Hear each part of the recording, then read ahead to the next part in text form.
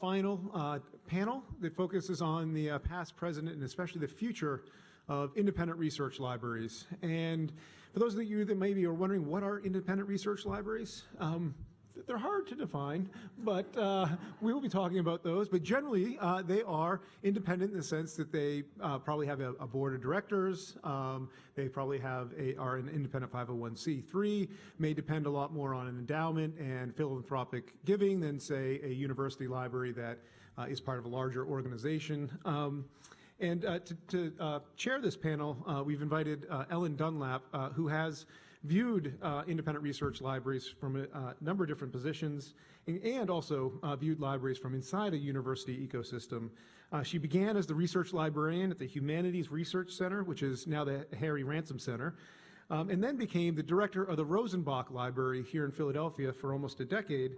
And since 1992, she's been the CEO of the American Antiquarian Society. And really, for over 25 years, she's been involved in something called the Independent Research Libraries of America, of which the APS is a member, and the others on this dais are today. And she's really been kind of at least since I've been there and joined it in 2015, just a leader and a mentor for many of us. So I'm really thrilled to invite Ellen to facilitate this conversation.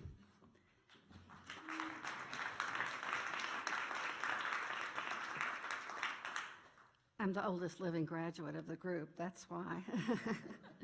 One way to describe the IRLA libraries is that we are the .orgs of the library world, not the .edus or the not .govs, and not the .coms either.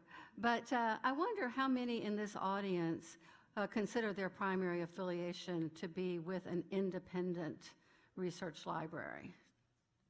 So we're among friends. We sometimes feel the odd man out at the party. And just speaking of perspective, I just want to say, as somebody who I think attended her first professional library convocation or meeting of any sort 45 years ago, and one who doesn't get the privilege of going to these sorts of meetings that often anymore, I just am so impressed by I would call it the activist spirit that activates these discussions. And I certainly don't recall having the younger people of my cohort be as activist as you are, and you have my thumbs up and gratitude for all that you are doing in our field. We are, as independent research libraries, private institutions for the public good. And as such, we find ourselves on a continuum, some more public-facing as our primary audience, and some more scholarly or academically facing. But all of us have some admixture of that sort of audience that we are addressing and defined by. Being independent, as our colleague Susan Allen once described it, provides wonderful freedom, but also risky adventure. There's no front office to blame things on. There's no provost or university president to plead for more funds from. But the freedom, the elbow room that we are given is quite remarkable and exciting as well. And what we do with that elbow room is one of the things that we want to talk about in our discussion. IRLA libraries, and since all of us are in that independent research libraries group of 19 nationally significant organizations, we all are characterized by our deep and rich collections, all with robust acquisitions, programs where we are acquiring not only primary special collections type materials, but also secondary research collections as well.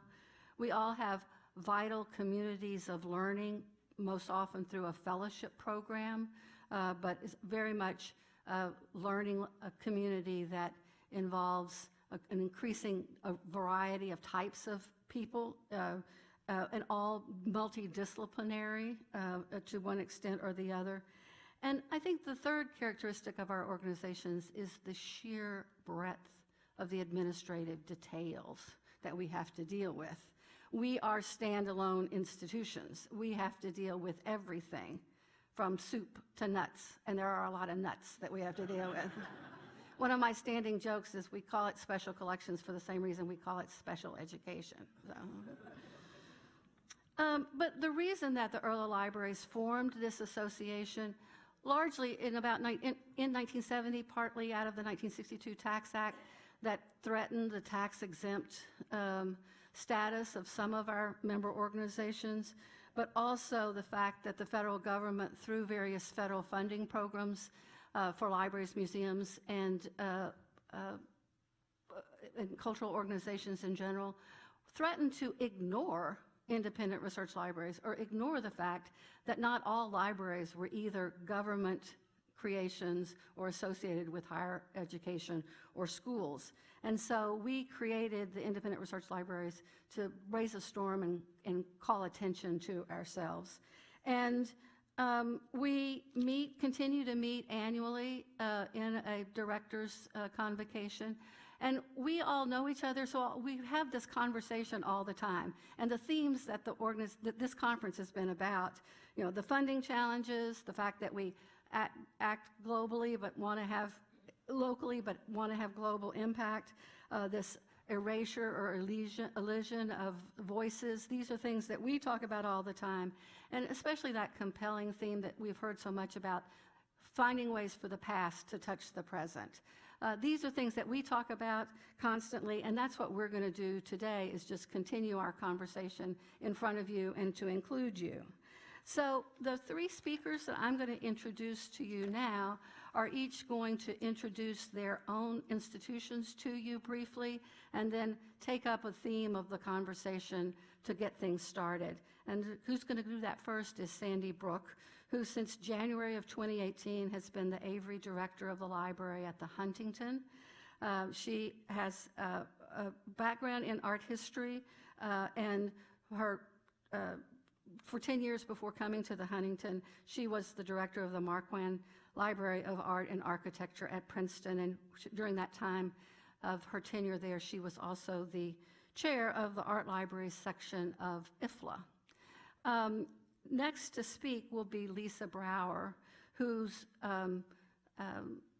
brings to Sandy's focus of art both literature and science now. Lisa started her career as the assistant curator of literature at the Beinecke Library, where I met her years ago, and then was special collections head at Vassar.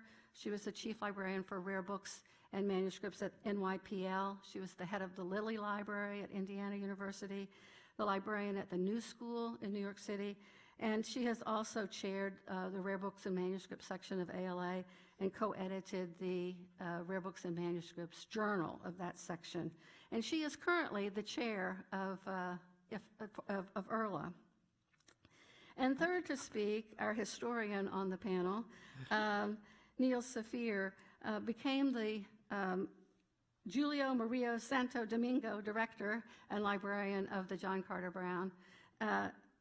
And he has a PhD from Hopkins and does not have, and I think does not want an MLS.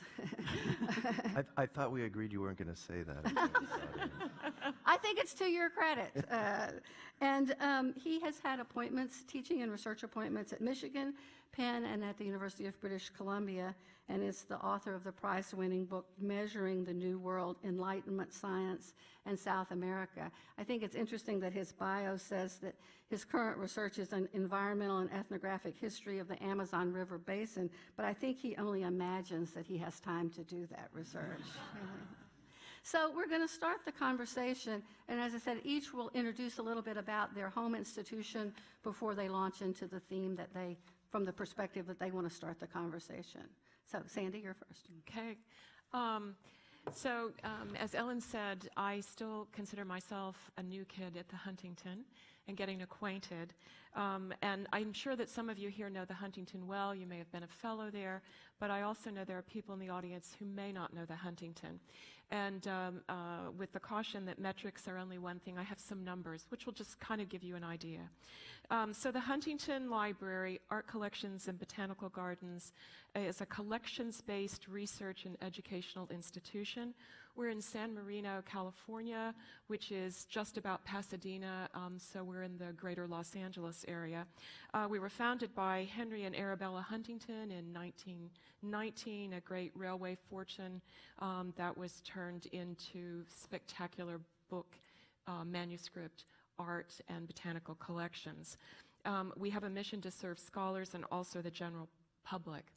So the three collecting areas, the library is probably the least visible in some senses to the average visitor, but we have right at 11 million items in the collection.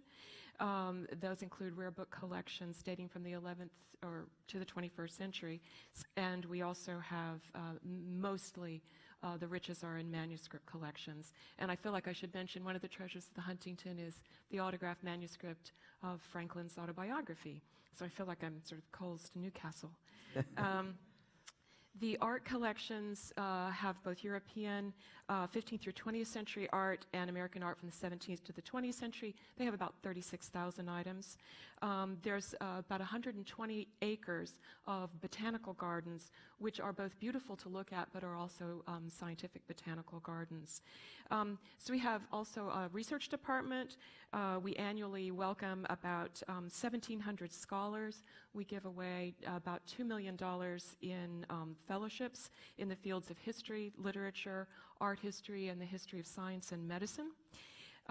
And we have an educational program that serves about 20,000 school children. This is the Huntington as a whole, and teachers with a variety of learning opportunities.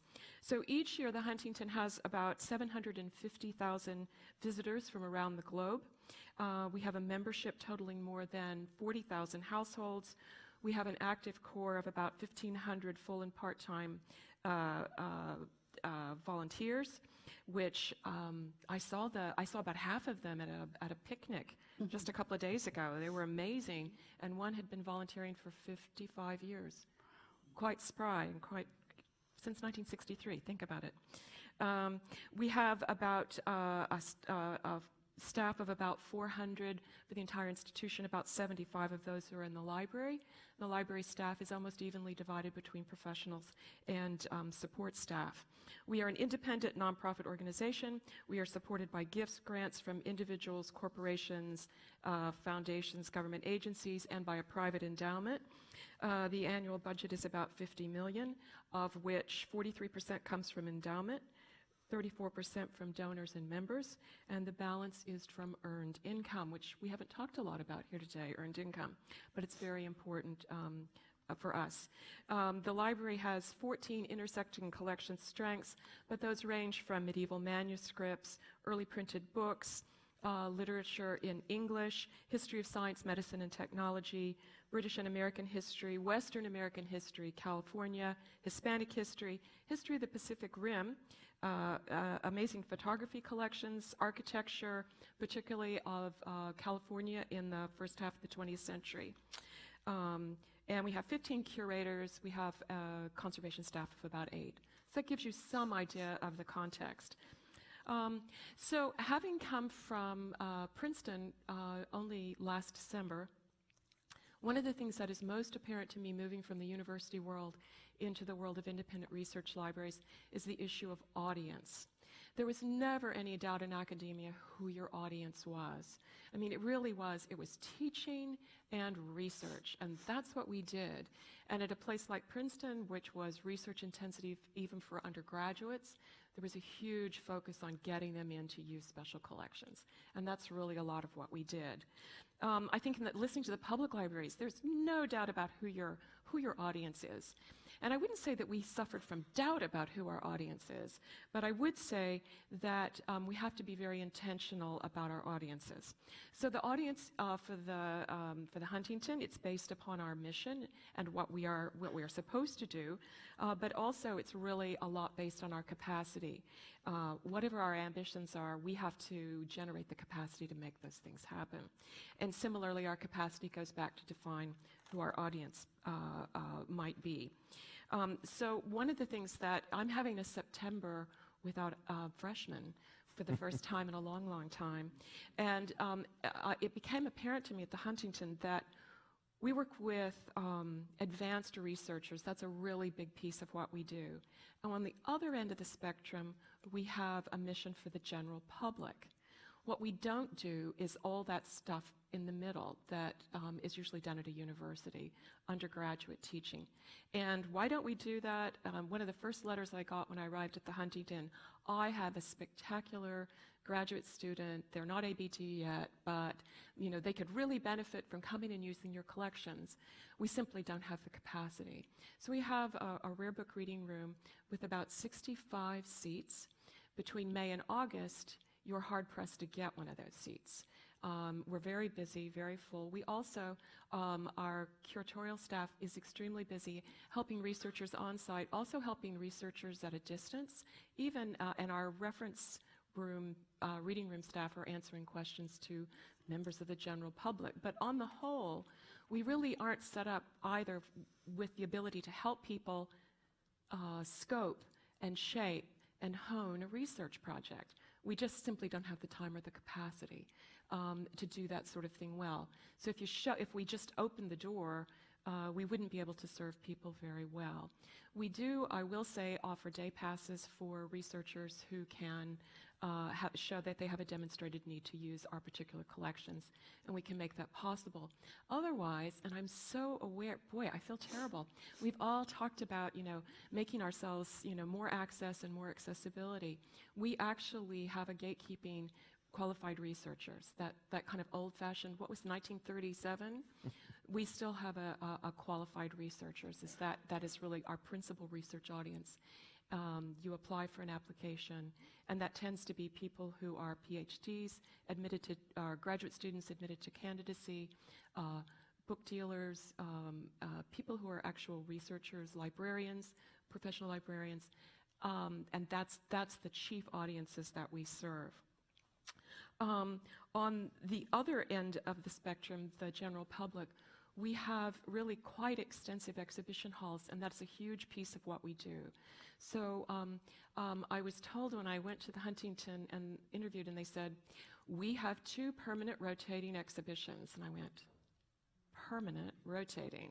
I'm confused. So these are wonderful for the public. They're hell to pay for the curators and the conservation staff.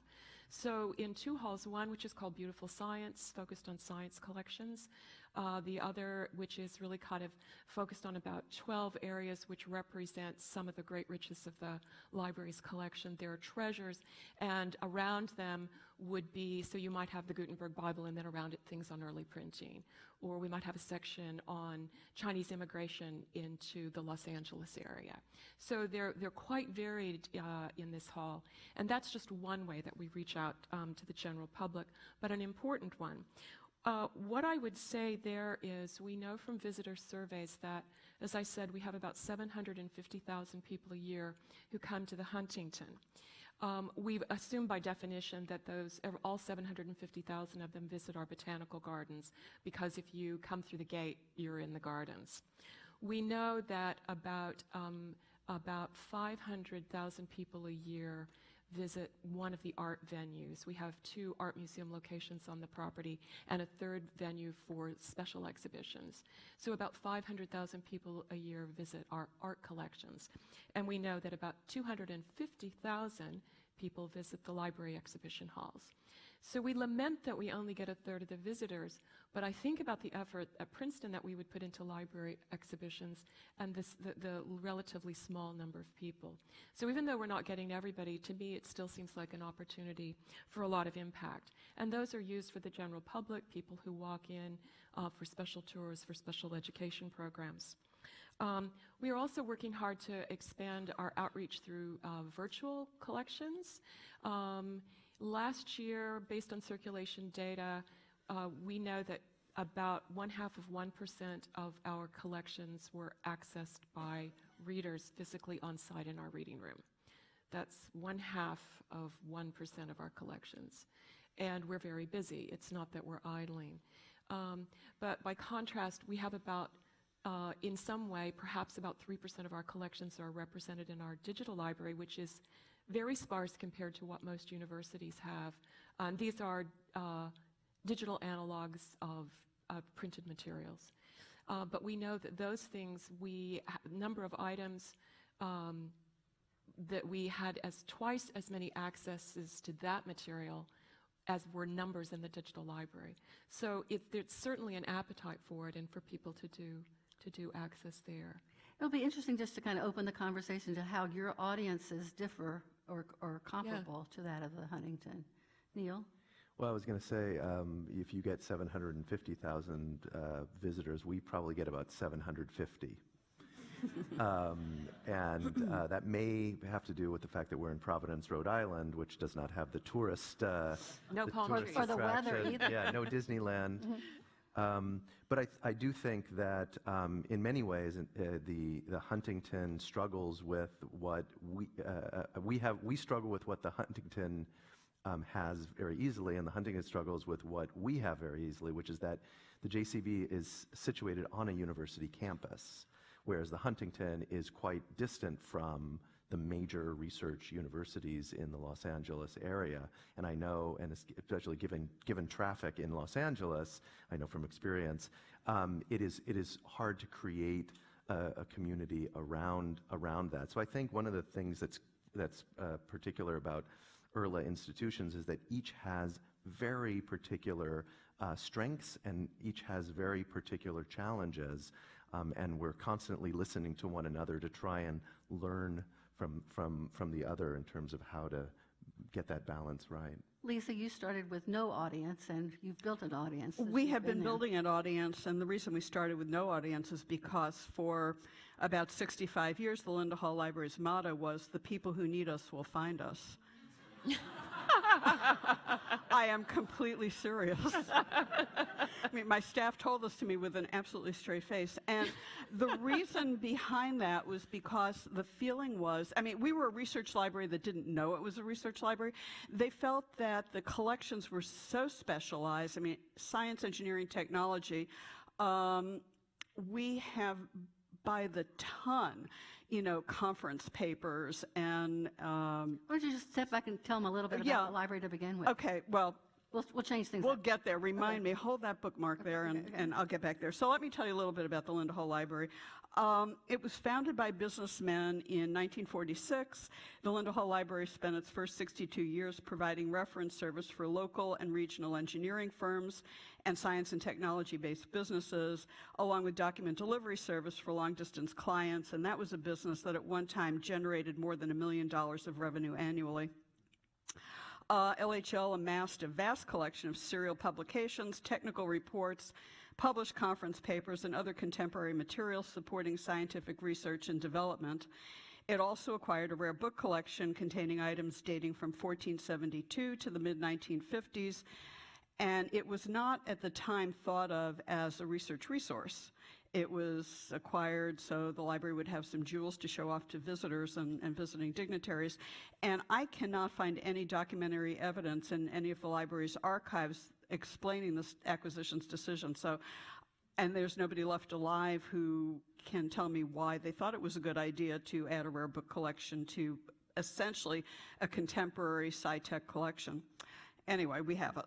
The library was successful in providing all of the services that it set out to provide, but it wasn't sufficiently agile to respond to the digital revolution, which gave LHL's clients the ability to access their needed information online and with little need to visit a bricks and mortar library. So beginning in 2008, LHL embarked on an existential journey to discover how or if it would survive as an institution. We've emerged from this journey as a more recognizable research library whose services support traditional long-term scholarly inquiry, as well as its traditional transactional reference service for those needing answers to specific questions. Its general and rare book collections are now used by historians of science and other related disciplines and bibliographic scholars, while the rare books continue to be available to impress visitors. LHL has a competitive research fellowship program. It sponsors lectures and symposia on topics of current concern, maintains a program of regularly scheduled exhibitions, and has become a venue for increasing public understanding of science and technology and their place within contemporary culture. This transition required changing hearts and minds, and in some cases required the departure of some staff who could not or would not make the transition. But these departures allowed us to reshape the organization and to add staff members whose priorities and abilities more closely align with the library's new mission. Today, as in 1946, Linda Hall Library's collections are the foundation for all its related activity, but repositioned in ways that align the organization with the priorities of scholarship rather than business and industry, and serve the public by increasing awareness of the importance of science, engineering, and technology in our daily lives. So that's the journey we've been on. And what is the impact on your collecting and your collections, and how does the changing collections in the middle of a library, lifespan is not easily done? I took out my magic wand. Exactly. Actually, we really have not changed what we collect as much as where we place the emphasis and how much we collect. You know, the digital revolution did leave the library kind of flat-footed because as an independent research library, and we do not receive any municipal or federal funds, we don't, like you, no tuition revenue.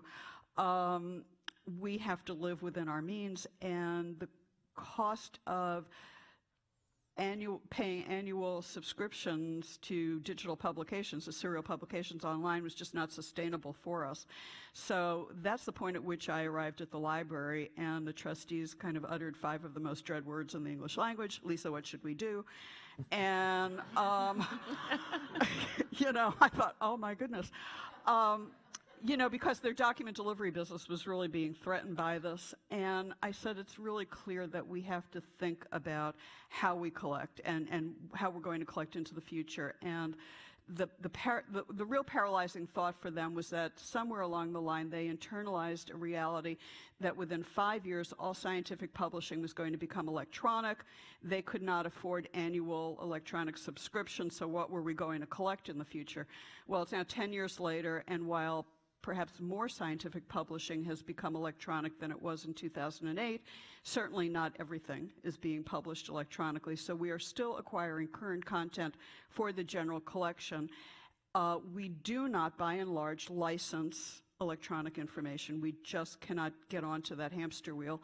So what we've decided to do is become the print library of record for scientific information, and at a certain point in the future, we don't know when it is, but when that time arrives, when 100% of all new scientific publishing is electronic, we will just stop collecting current content and probably become, for all intents and purposes, a library devoted completely to the history of science.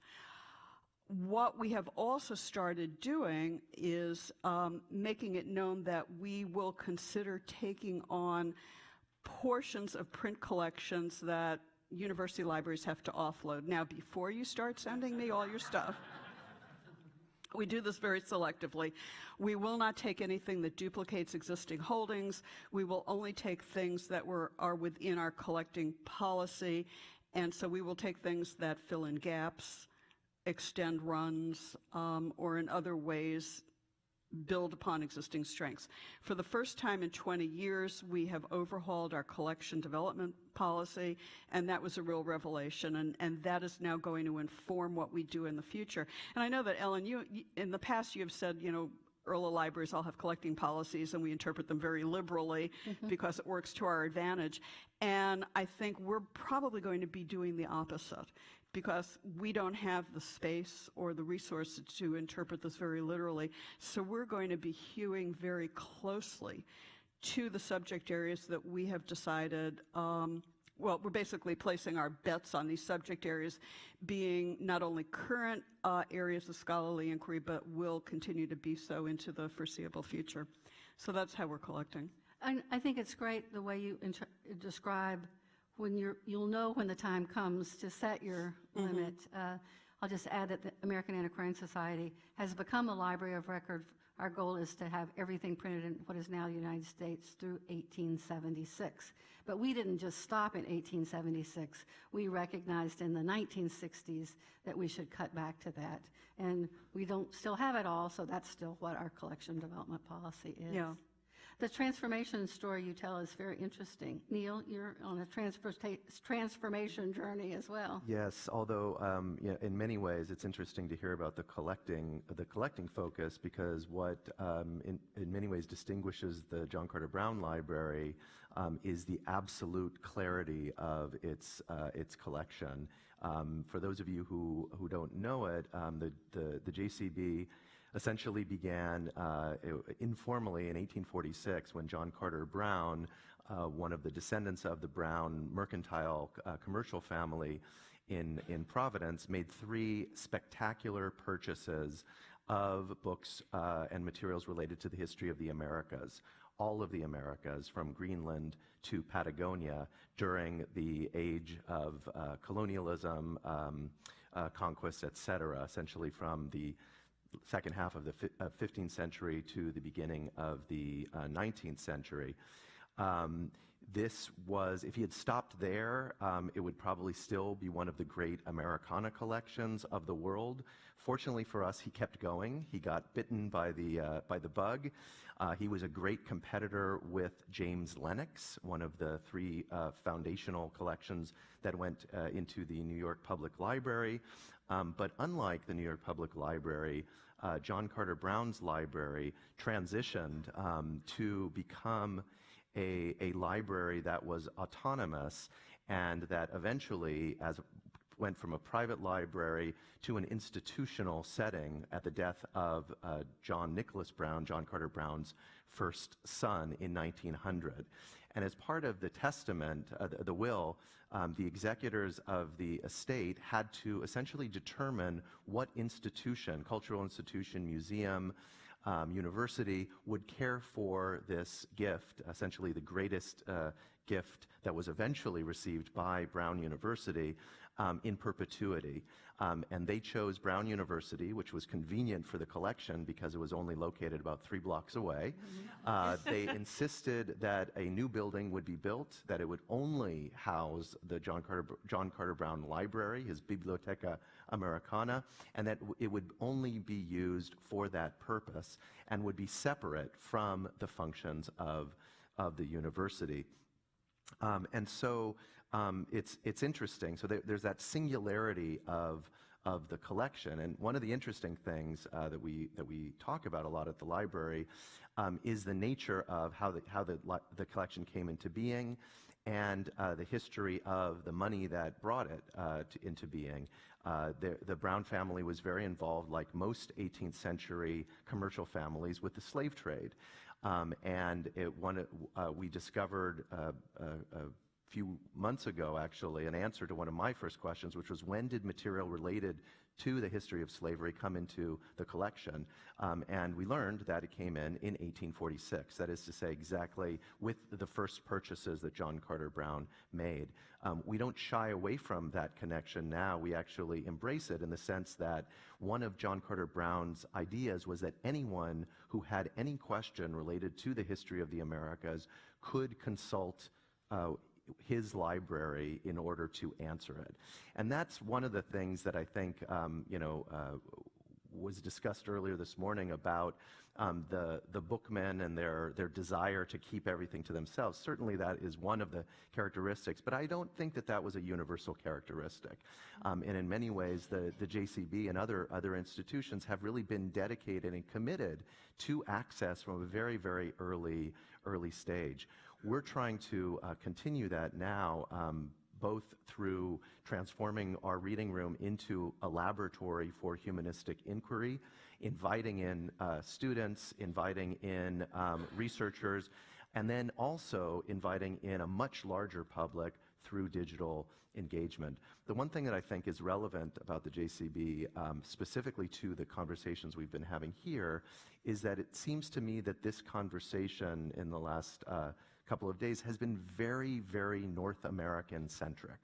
for obvious reasons. But I think that we all need to, I think we're doing amazing work in terms of bringing underrepresented groups into our libraries, collecting in diverse areas. All of that is very salutary. But we also need to think about how we are collaborating across geographies, across languages, and really inviting other models for what libraries can be into our conversations. That is not an easy task, but it is one that, because of the JCB's collection, which essentially aspires to do what the AAS does in all of the different countries, essentially, of the Americas during the colonial period, we try to meet with the heads of libraries in Colombia, in Mexico, in Brazil, in the Caribbean, in Canada, and throughout, so that we can actually build a collective a repository. The area that I think is relevant and where ERLA institutions can really have, I think, a fundamental role is in this idea of how we share our materials with one another. So many of the collections that we have overlap in very fascinating ways, and we should rejoice in the fact that our materials are housed in collections that are secure, that are safe, be they in Mexico City or in Kansas City or wherever. We need to work toward connecting those, I think, in important ways, both for researchers here in the U.S., but also increasingly for researchers and general publics outside. Something that I would just I was just going to say that we have a long tradition within ERLA institutions of even reconciling our collections. I mean, the library company and the Antiquarian Society traded dupes and kind of evened out our collections years ago, and we've continued to, at the Antiquarian Society, receive, for instance, newspaper collections from other ERLA libraries that we're getting out of that business, and we are the no-kill shelter for newspapers. So, right among others, so. I was just kind of, in a way, both what we've all been talking about, and yesterday and today, there have been so many conversations here about accessibility, making your collections, your programs, all of these things to a more diverse audience, and that's something that we certainly, the Huntington as a whole, has been very concerned with, and the library, because we have these capacity issues and the kind of materials we have, and so we've been looking for different ways to do things. So just one example, across the Huntington we are doing a 5-year program called 5. We're in the 3rd year of that, and each year we do this in collaboration with the botanical and the art collections. So we partner with some institution in LA that typically represents an underrepresented group. So for instance, this year we're partnering with the Vincent Price Museum, which is a very interesting sort of a museum that was established with Latina collections for like a community college. It's quite amazing what Vincent Price did. And we have engaged their director, who's a kind of internationally renowned art curator. She selected 2 artists, Latino and a Latino artist, who have come, and they have collaborated with our curatorial staff in the library with collections that would be of interest to them. They spent a lot of time in the reading room. One of the artists walked in and he just shrieked when he went into and began to sing, and he said, "I thought I would never be here. I thought I would never be in this room." But they spent a lot of time with collections, and they're now creating creative works based on that. And one of the woman artist is creating an installation with video art, and she came in and with dancers, and they've done a piece inside our reading room. But working with collections. And so that is a way to reach out in a lot of different ways to that community and engage them, and engage folks in the LA area with an institution that they probably would say doesn't have anything to do with us, and they would certainly not be qualified readers. So I'm sure you have examples too of how we're trying to open up our collections in ways that I think are appropriate. I mean, I think we certainly believe that even our collections which are about American history or British history or whatever we have, they have a story to be told, and they will be dissected in new ways if they are made available. they're not irrelevant. Yeah. Yeah, no, I was just going to add that, one of the JCB, we've been trying recently, especially because I, as an undergraduate at Brown University, never stepped foot in the JCB. We're trying to open up more to undergraduates, because if we cannot speak to a younger audience, if we cannot explain to them why what we have is interesting, relevant, important, then in a sense we are building in our own obsolescence as an institution. I couldn't agree more with the idea of bringing in contemporary artists or people who are thinking about these things and allowing them. The Met Museum does this, I think, to tremendous effect with contemporary artists reinterpreting artistic works. These are things that absolutely can be done with local communities or outside artists as well. But we learned so much about our own collections in that way as well. Yeah. The undergraduate research seminar at the Antiquarian Society this semester is about the history of transgender in America, and we're all learning a lot. One of the things, though, that I think will be interesting to watch in the years to come is the resonance of these non-traditional activities and how far out they extend to keep creating new audiences. Because one of the things I've been thinking about, and I know I've talked to Sandy about this, I don't know if I mentioned it to Neil last night, is that, we are a generation, even though we have waded into the electronic generation, we were brought up in print culture.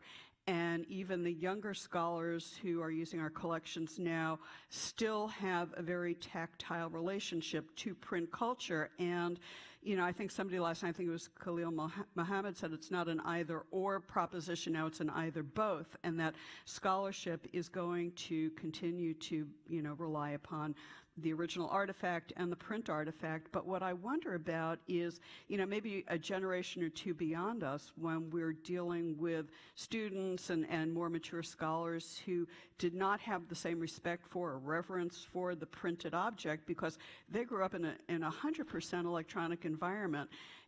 How then do we bring them to our original three-dimensional object? Because I'm not saying that the digital artifact couldn't be an original artifact, but the three-dimensional object that doesn't reside on a server, it resides on this table.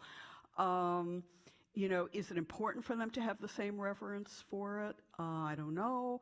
But certainly, what is it going to mean for our institutions and our building our audiences and ensuring that we have people coming to use our collections if they don't have that same respect for it? I don't know. I'm just kind of putting this out there as I think about it. At a university where we were teaching a lot of undergraduates, I like to say that for undergraduates, the book became ever more strange, because the example of hiring the extremely bright undergraduate to come and help us do a shift in the art library one summer, and we suddenly realized that after he was trained, he didn't understand that you read this way. He thought you did all the way down. We had that same problem with a kid. Yeah. Oh, it's a big mistake. So the book, all of our, no, but they're brilliant. They can get it, and it wasn't that they were stupid. But what would happen then is then when you would bring them in, especially in a special collections context, books were actually really special. Manuscripts were really exciting. So I'm hoping that maybe that, as they become more mysterious, that they become more exciting as opposed to less. Yeah, I'm hoping that too, Yeah. but I wonder about it. We want to open it up to include you in this three-way conversation as well. So does anybody have a question to start us off with? A comment, either.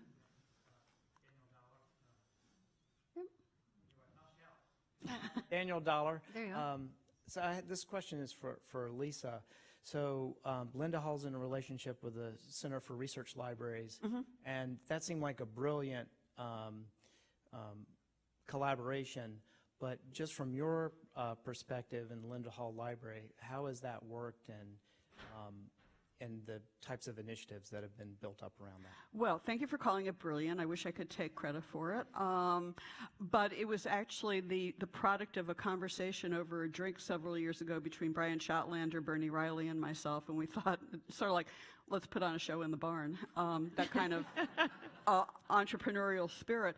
It has, well, from a purely financial perspective, and this is what really sold it to my board of trustees, was that it would replace some of the lost document delivery revenue that had dribbled away.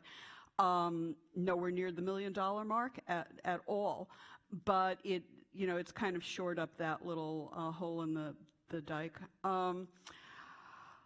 I would say that it's certainly been, I think, a net win for CRL libraries who wish to take advantage of it. Bernie, I think, wanted to get CRL out of the collecting business and more into the referral business. And it certainly has raised the profile of our collections, which also were dwelling in obscurity. Not a week goes by when somebody doesn't say to me, "Are your collections online?" What they really mean is, are your collections digitized? But when they say your collection's online, I say, well, our catalog is online. If you search our catalog, blah, blah, blah. And their eyes roll back in their heads. What they really mean is, are your collections digitized? And that is a slower thing for us. And certainly the relationship with CRL has enabled us to create digital masters of areas of our collection that we might not have gotten to right away. So I would say, on balance, it's been really good for us in helping to expose more of our collections to the research public. Other questions, comments? Yes. Hi. Thank you all. It's always interesting to see, I think, where there are collections that are clearly very important to people, even if they may not have known they were there. And this is a really great story with Linda Hall. And also, I think the fact that your collections can fill in gaps for people everywhere in all kinds of ways is something I know you could probably talk about way more at length. In a specific context I'm thinking of, if I can direct this to Neil, is I know you have a lot of connections to Brazil, and so do I. My father is Brazilian, and it's been a hard year, and especially with the news of the Museu Nacional burning down. I know that JCB had a beautiful response in the email newsletter about how you'll be working with all kinds of libraries actually throughout the world to try and do something about this, about the sadness of what's been lost. And I think that this is something that lots of libraries do, not just JCB, but I wonder if you can talk more about maybe some ideas that are public knowledge, at least, that are going forward, and maybe some ideas for how we can continue to do these kinds of outreach that are responses to disasters, and not just disasters of all kinds, and not just business as usual. Yeah, well, I mean, it's funny. It's not funny at all, actually. I've still not been able to, when people ask me about what happened in Brazil, I'm at a loss to know exactly what to say, other than for anybody who has been to that museum before, it doesn't come as a surprise, given the precarious state of things. One of the challenges that we have had at the JCB, or that I have had since arriving there 5 years ago, is trying to figure out on what basis we choose to collaborate with any institution, wherever they may be in the world. Because our collections, every single institution that is represented in this room, we have a potential, wonderful, stimulating connection to. Ditto to many national and even regional museums throughout the Americas. So how do we collaborate in a way that is not idiosyncratic? How do we collaborate in a way that that respects the models that other countries and other institutions have? How do we collaborate across political regimes that are extraordinarily volatile? I'm right now with the Biblioteca José Guita Mindling in Sao Paulo. We are working on a collaboration. I am working with the fifth director since I became director of the JCB. So it's extremely, extremely difficult. And these are people with great willingness and interest. And I certainly have that interest, but it is, I would say, very, very, very hard. It's a different kind of sustainability, not just financial stability, but leadership stability. That's absolutely right. And I think that, as we sent out the message about the Museu Nacional, I was struck by the fact that I think all too often in this country, especially although the world over, we react to the disasters. You know, we needed to react, and Brazilians especially, and I think wealthy Brazilians in particular, needed to react to the fact that there were not smoke detectors in the Museu Nacional long before the museum burned down. I think everybody in this room will agree. And so we're very quick to run after the crisis of the moment, but I think we need to insist upon the importance of these institutions and the fact that if we as societies do not invest in the humanities, in the kinds of activities that bring people to these sorts of institutions, then you know, it's sort of, we're not really doing anything right. And I think that this model where we insist upon things being profitable somehow in order for us to do it goes against the idea. Here we are in, you know, Ben Franklin land. You know, the idea that public libraries cost money. They require funding, and we need to invest. We need to see that as some kind of something that we believe in very strongly. Other questions? Yes. Brian Schotlander. Hi, Lisa. Hey, Brian. How are you? I thought I saw you yesterday. So I wanted to build on the question posed to the panel by the last person, and that is, let me begin by saying I'm very pleased to hear three of you describe yourselves explicitly as collections of record. And we've just had a brief exchange about the implications of that self-designation, if you will, in catastrophic terms. But I'd like to suggest that in the general landscape of libraries, there are implications to that self-designation that far transcend the cataclysmic, and in fact, the crush of the quotidian is what I'm curious to hear you all talk a little bit about as you imagine yourself in this emerging environment as libraries of record. Oh my. You used a lot of big words, Brian. You know, I think we really haven't thought too far into the future, certainly beyond using up our available shelf space. And at this point, you know, we are still in a position to collect the print. We probably have another 5 to 8 years worth of shelf space before we really run into a problem, if that's some of what you're kind of getting at. And I think at that point, my attitude has always been lack of space is no excuse. You should collect anyway.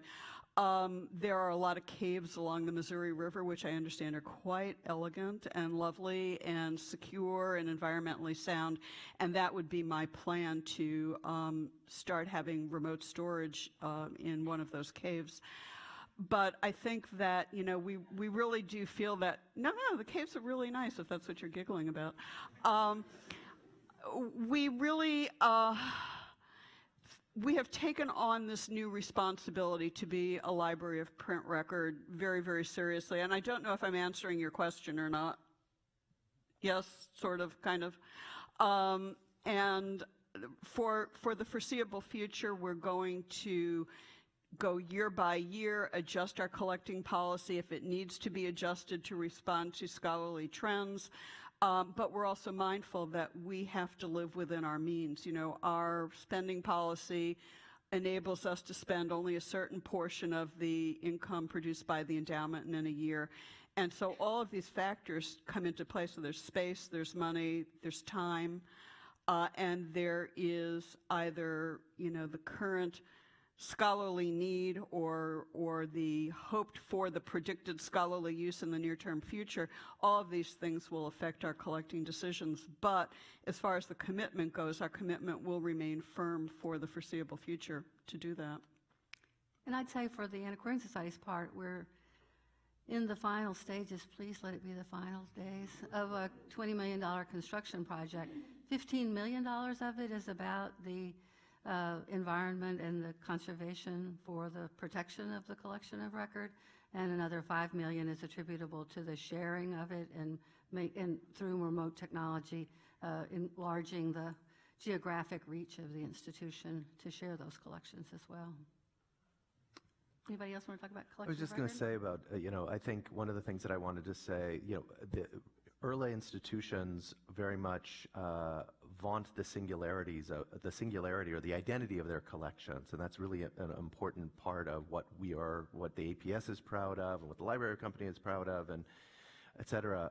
I think that undoubtedly we will also be moving toward, we recognize that we need to move toward some kind of distributed collections model, that the digital, the opportunity to provide digital surrogates of our collection means that it takes some of the pressure off of owning absolutely every single copy of X, Y, or Z. It's not that we shouldn't aspire to do that if we can, but we will never own all of the items that are part of the record of humanity. So I think that I see in the future laboratories like the Independent Research Libraries Association thinking much more creatively, and also in concert, this was the other thing I wanted to say, in concert with university libraries and libraries of all kinds, because, the Houghton Library, for example, at Harvard, there are tremendous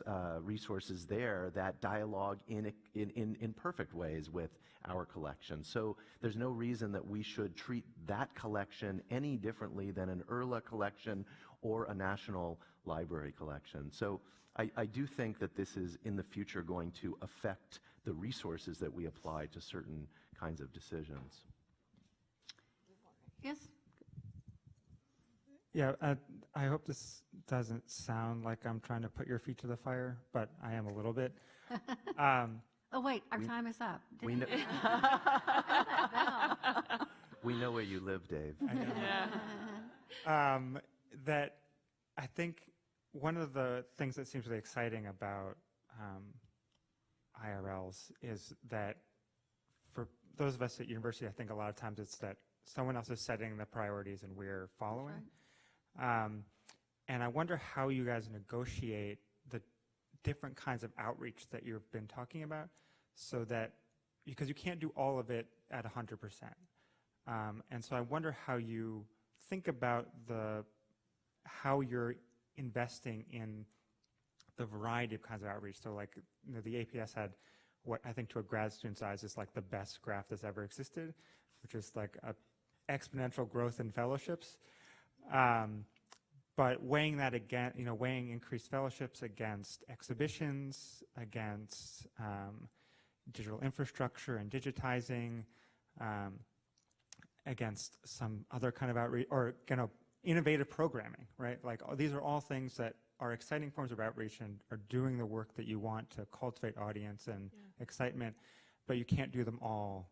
Well, I would say that one of the things that's, having come out of a university environment, is that there is a lot more of the funds that are available to me that are already targeted, that they're in restricted endowment funds or income, where, and that could have happened, 75 years ago, that there was a fund to support something, sort of railway transportation, and that's, you have to work within that much more than I happened to have when I was in academic libraries, where I had a lot more money, where I could make a case with the administration, or you make a case with the dean or the provost or the university librarian, whoever. You could make a case and then do something. Here, a lot of it's not.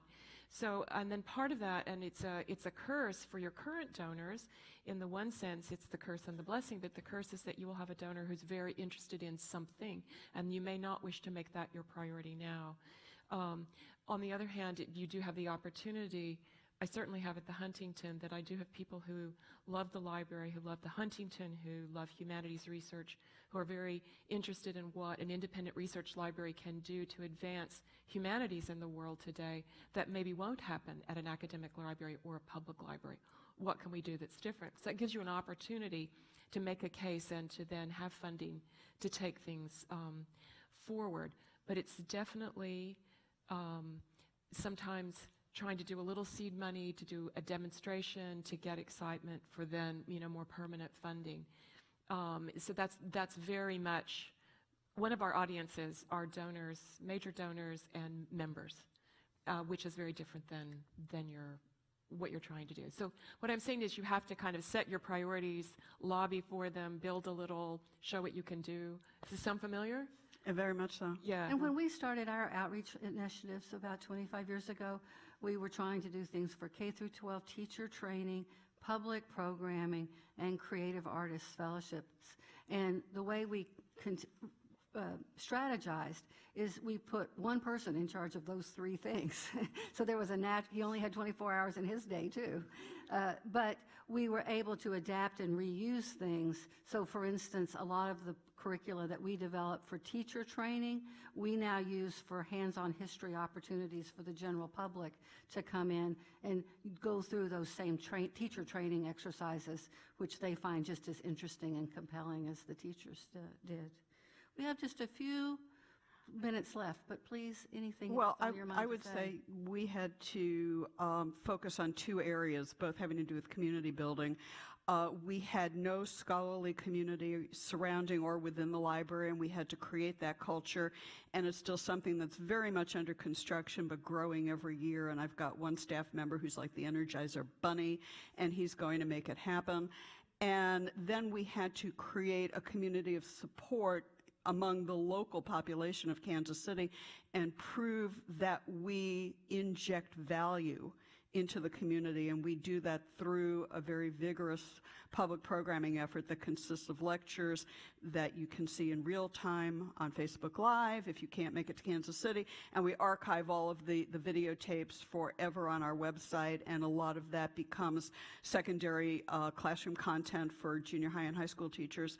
And our exhibitions program. So, we are still building those two communities, and we put a high priority on them, and we throw as much financial resources at it as we can.